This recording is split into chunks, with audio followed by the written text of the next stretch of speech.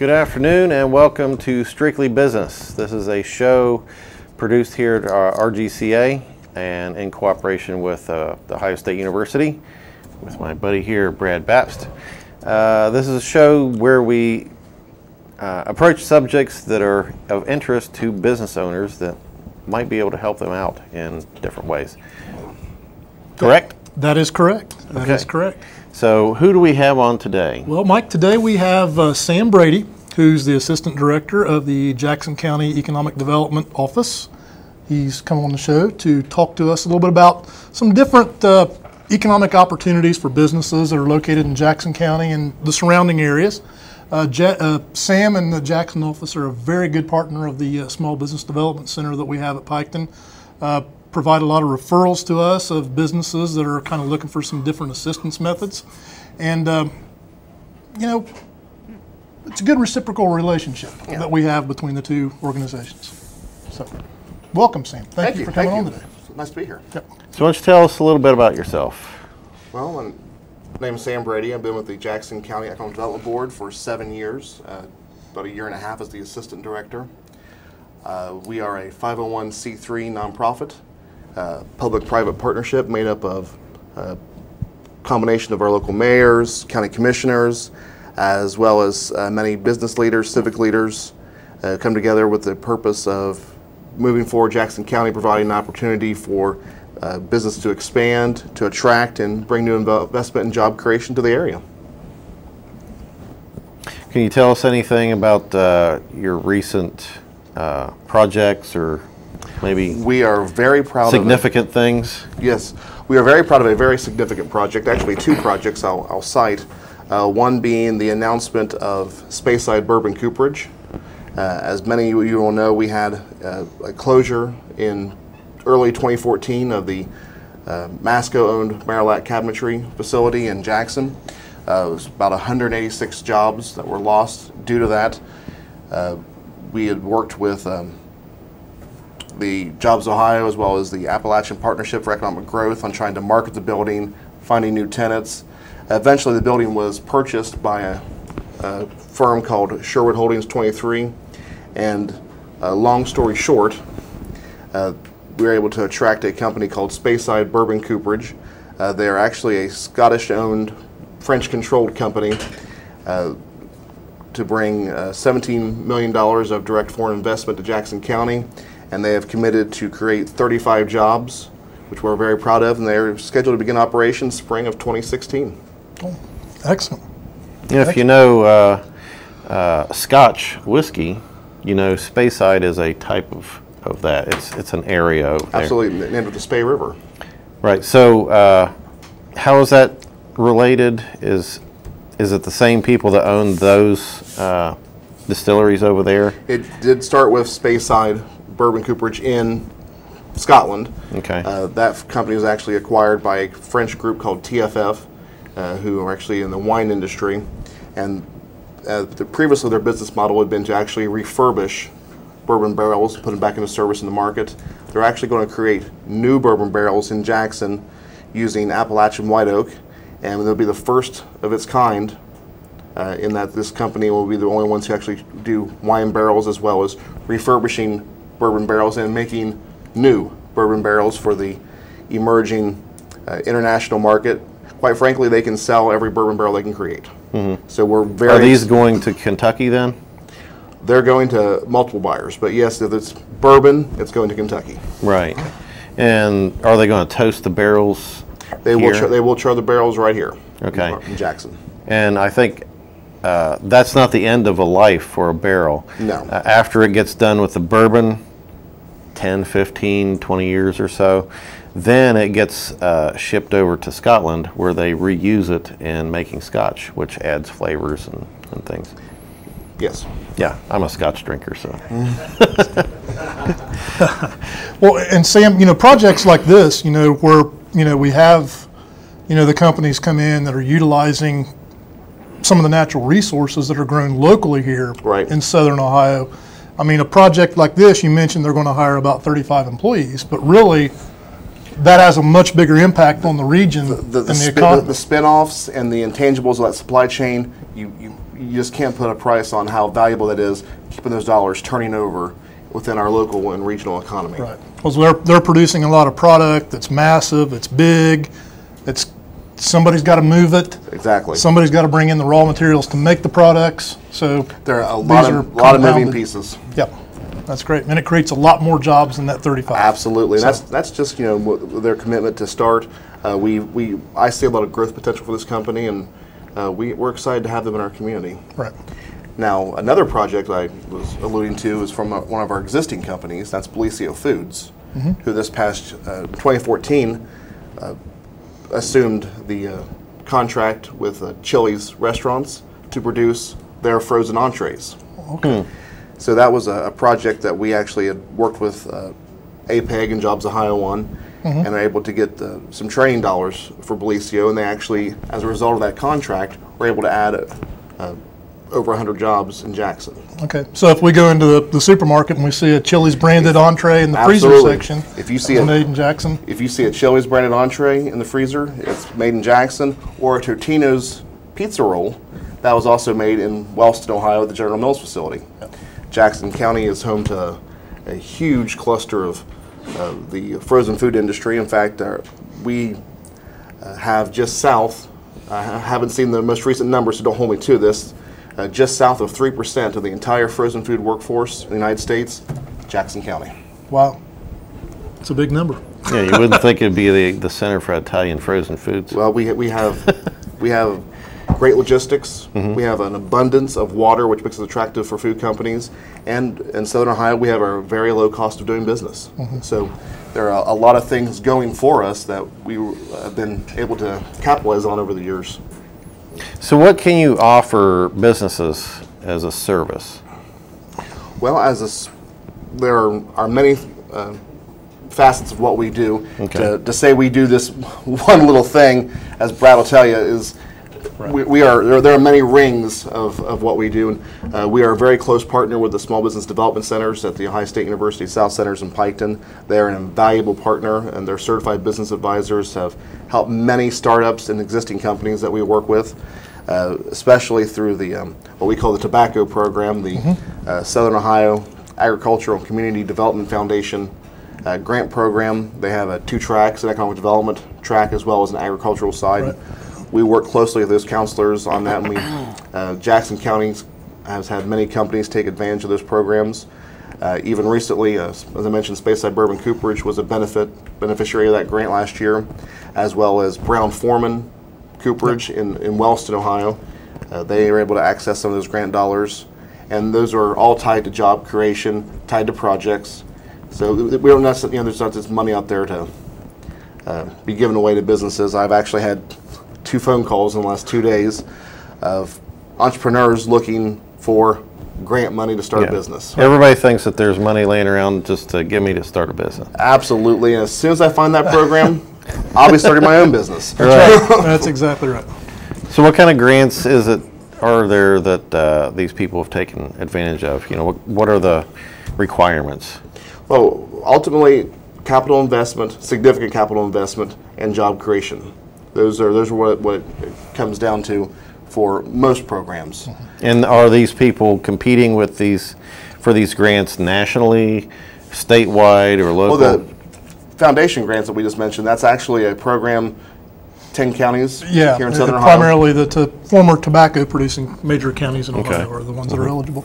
And it's actually kind of a pioneer project, really, when you consider it all came out of the tobacco lawsuits of the past, and Ohio has been a very good steward of that money. In fact, they're very upfront. If you don't meet your commitments that you have made, we will take you to court and get this money back. We'll take the money back. That's right. So we're very judicious in our clawbacks and follow up on the companies. Right. But I can't speak for other counties, but I know the counties in Jackson have taken advantage of it, have been good stewards of the money, and fulfilled their commitments. Right. Yeah, and these are projects that are, for mainly established businesses that are looking to grow and expand, and it's a good mechanism for those businesses to grow. Absolutely. Do more, hire more people, and it's been a great benefit to the people of Southern Ohio, and it is a true grant. It's one of the very, very few that's out there. Right. So, and we are actually We're beginning a second phase, second round of funding for that grant, and if there are companies in the area that are interested or in the 10-county service region, I encourage them to get a hold of their local economic development office. That is the front door of the program, and they will begin the application process. I know the counselors with the small business development centers work very closely in that process, and we've had very good success in that partnership. Yeah, and the way that we work together with that is the Small Business Development Center typically works with the company, helping them through that process of putting together a business plan and all the supporting financial documentation that's required for that grant application. And then we pass it off to the local economic development office for their approval for the county, and then it goes through the process like that. Like everything we do, a lot of moving parts. Yeah. So why should a business relocate or locate themselves in Jackson County? Well, ultimately it comes down to the compelling need of that company. There is no magic bullet of we are the best fit for every company, because we're not the best fit for every company. But there is a companies that we will have X, Y, and Z that they need, and we meet that need that they have. So we mentioned we have a great infrastructure in place for transportation. US 35, State Route 32, as well as being adjacent to US 23. These are all interstate quality 4-lane highways. We can, within 8 hours drive, you are within 60% of the US population in major markets of Canada as well. A train system? We do have in Jackson, we have a publicly owned short line railroad operated by the Ohio South Central Railroad, a partner of the Indiana Eastern Railroad, and it connects to CSX just south of Chillicothe. We have managed 64 miles of rail access. We have several sites that are served by rail, available sites at that. In addition to an abundance of water, we sit around top of the Teays Valley Aquifer, which is one of the largest aquifers in North America. And quite frankly, we're floating over here. We are. Apparently, Pat wants to talk about schools. We do have a great access to university systems around here. We are just a half hour west of the Ohio University main campus, as well as Shawnee State University, and of course, the University of Rio Grande Community College. Buckeye Hills Career Center, which is second to none as far as adult education goes. They've been very flexible to meet the needs of our business in the past, to provide customized training. The relationship between economic development and workforce development is becoming more and more important as we go forward. And to the state of Ohio's credit, under Governor Kasich, has been very proactive in making that easier to have certificate programs through the universities and community colleges for workers, because not every employee needs a 4-year degree. And not every company needs a 4-year candidate, but they need somebody with just a little more than a high school certificate. Right. Some specific skills, whether it be welding or something. That customizable training. Right. Or computer. Yep. Sam, I know that in the past we've worked with some businesses, through the Small Business Development Center that have needed some capital. Absolutely. To help get started. We always direct them toward, local sources of capital, whether it's through economic development organizations or a bank, to get started. You have some funding that might be available if a business is needing some extra capital to get started, right, or to grow their business. We are very proud to be a gap funder, partner for our local banking institutions, to assist our company. We by no means wish to replace the banks, but we do wish to supplement and enhance what they're able to do. Right.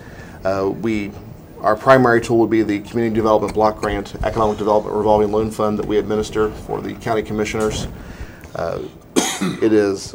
We can't be any more than 41% of a project, up to a $500,000 cap on lending, $25,000 per job created, and different requirements that are tied to that kind of funding. So this is a loan and not free money. Loan, Right. absolutely. Right. Pure loan. Now, there are some infrastructure grants that can be done out of that program through job creation commitment for public infrastructure. I can't dig a water line to a company, but if a company needs a public water line to a site in order to come, or for a project, that's something that can be looked at through that program. Right. And for the smaller companies, we have a USDA program we refer to as the Rural Enterprise Loan Program, and we've done actually 2 deals out of that with the South Centers both times.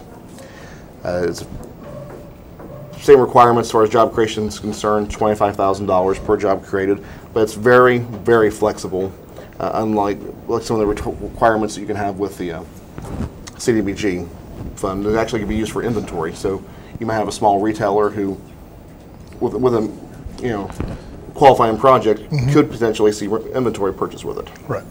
Which is uncommon for these kind of programs. Are there tax incentives for coming and relocating to there? Jackson County does have several enterprise zones that we have active agreements in, so we do have a property tax incentives that we can offer locally. But there are tax incentives that are we're the front door for through APEG and JobsOhio. Right. Okay. So what's APEG? APEG is the Appalachian Partnership for Economic Growth. In 2011, when Governor Kasich created JobsOhio, he immediately partnered, or had JobsOhio partnered with the regional network economic development organizations, which would be Cleveland area, Team NEO, Toledo, as well as the Dayton Partnership, Cincinnati, USA, Columbus 2020. If you notice, there's a kind of a theme. There's a metro-centric identity to all those regions. And in the Appalachian counties, there was nothing formalized. Right. Now, you had some counties, namely Jackson County was working very well with Ross County, developing relationships with Pike County as well. And, excuse me, but there was no formal structure in place, just local economic developers doing their job and collaborating where possible. JobsOhio, in partnership with the Foundation for Appalachia, Ohio, actually created what's called the Ohio Appalachian Business Council, which ultimately created the Appalachian Partnership for Economic Growth, which is a combination of 29 counties, basically from Ashtabula down the river all the way to East Cincinnati. Right. Is this humongous region, which has developed into many regions within it as it's gone forward. But that is APEG, and they're the front regional partner for JobsOhio. So if I have a company with a project, I would take it to our project manager with APEG, who for our county is Katie Farber, and the western 9 counties, and I believe actually most of the SBDC service territory. Yep. Katie pretty is much overlap the same counties. Exactly. I think she appeared on one of our she was on it programs before. a couple weeks ago. Okay, then you should know everything about APEG then. But that would be the front door to JobsOhio incentives from there. Okay. So on a more smaller regional focus, there's a group that Jackson County is a very strong part of, GSO, or JDISO. Yes, Jackson County is a founding member of the Joint Economic Development Initiative of Southern Ohio, which for those who just love to say that all the time, most people just say JDISO. JDISO. And it is a partnership of Jackson, Ross, Pike, and Scioto counties. We're actually a marketing partnership that came about as a result of the Fleur B&W cleanup and of the Portsmouth gaseous diffusion site in Piketon. They, as part of their government contract, they had what they call a community commitment plan.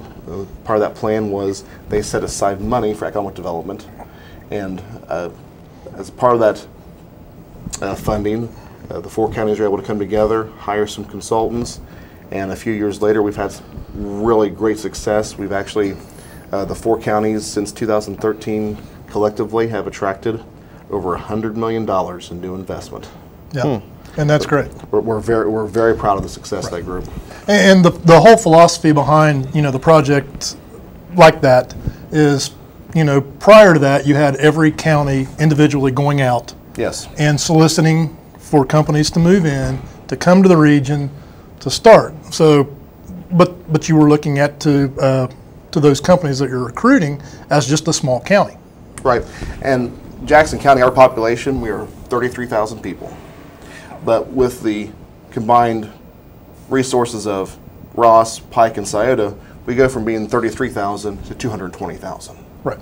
And we're essentially a metro unto ourselves, with Chillicothe and Portsmouth being those large communities as the anchor. Right. So we look then like a big area that's recruiting Exactly. jobs instead of just a small, and then you're able to better meet that company's needs. Absolutely. And quite frankly, these county lines that we're so sensitive to, well, I don't care if it's, you're in Beaver. My job is to make jobs in Jackson. Right. Well, that's not how these companies see it. Right. Just like when you're driving on a trip, you don't know every county that you've gone through. Exactly. I just know that I'm in Virginia or something, or Southern or Western or whatever. Absolutely. And these companies, they're looking for a place that's going to meet that compelling business need that they have. Mm-hmm. And so we have learned to work and play well with our neighbors, and it's been a great success. And if they see the counties collaboratively working with each other, that makes it a lot more comfortable for them to come to the area. Absolutely. Yep. It's been a great initiative. Yeah.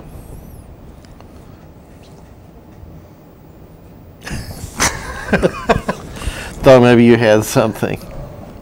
That's all gone. Okay. So how is JobsOhio? I know this, is that the overall? JobsOhio is the overall state economic development arm. They are a private nonprofit, just like Jackson County Economic Development Board. I like to think that the state, patterned themselves after our success locally. That's right. They did. But they actually are contracted to the state of Ohio. They really are responsible, I believe, directly to the governor and the Ohio Development Services Agency, what we formerly known as the Ohio Department of Development. And it's been a good relationship. It had a shaky start and a lot of controversy as they were created, but I think it's meeting a very apparent need for the need of the state of Ohio to think more like businesses. Mm-hmm. Is there any certain type of businesses you look for when you're, I don't know, there's businesses that look for places. Do you actively go out and look for businesses too? We actually have targeted industries, among them being, as I mentioned, the frozen food presence. We're looking for food processing. We're looking to take advantage of our natural resources in the timber industry. Mm-hmm. Those synergies. Our transportation infrastructure, we're looking for logistics companies and warehousing. So those are kind of those, we're looking for all companies, but if we have those targets that we think we meet the needs of, those would be them. Right. Now, was there the trucking company that relocated, was that part of your project or was that somebody else's? I thought there was a transportation hub put in the recent years. I'm trying to think of what the store is, but. Oh, I can't remember. Okay. Doesn't ring a bell. It's not ringing any bells right now. Okay. I see Pat Dingell keeps doing this. So real quick, I do want to mention we have a very diversified economy. We have a lot of companies that you wouldn't think about. We're home to Elemental Refining, a great company we're proud to have. Osco Industries, in addition to our frozen food companies, I mentioned General Mills and Belicio Foods. West Banco has a strong financial presence in Jackson, as well as Brown-Forman Cooperage. We have timber, we have food, we have metals refining. Is there brick still? I know that's where the history of the region was. The fire brick companies and there aren't any fire bricks anymore, but there is a Martin Block company in Jackson. So that's right. We're still selling bricks, just not the old fire brick kind. Right. Okay. Locally made. That's always good. Yeah. Don't we have some information? We do have, of course, our website, www.jcedb.com. That is a mouthful. That people. JCEBD or DB.com. Okay. Jackson County Economic Development Board. Okay. .com, as well as ChooseSouthernOhio.com for the JDESO website, which is a very impressive website. I really encourage everyone to check it out. It's what can you find there? You can find a great regional profile. You can find the Southern Ohio story, and it's a great story. And this is a great place to do business. And that's we're working every day to get those companies to come here and see that. Okay. Was that wrong up there? Is there supposed to be two O's on there? Yeah, it should be choose, not chose. Yeah. Future and not past tense. That's right. Yeah, we're always looking ahead. Okay. Well, thanks for coming on the show. My pleasure. Who was it that you might be looking forward to that might call you? Just larger businesses or? Everybody. I speak to everybody from the Mom and pops and startup entrepreneur to the C-level executive. You know, okay. People who are looking to move ahead in business, that's who we want to talk to. Right. Okay. And you'll help them find the right path to get them assistance. Absolutely. You know all the people that they need knows the to talk people. to. I know a guy. Yeah. Lots of them. Yeah. He knows lots of guys. Okay, so next up after this show is Voice of Rio Grande, where you can learn about two of our psychology faculty and what's going on in our psychology program, because they're trying to grow it and make it a bigger and more successful program for you to become part of.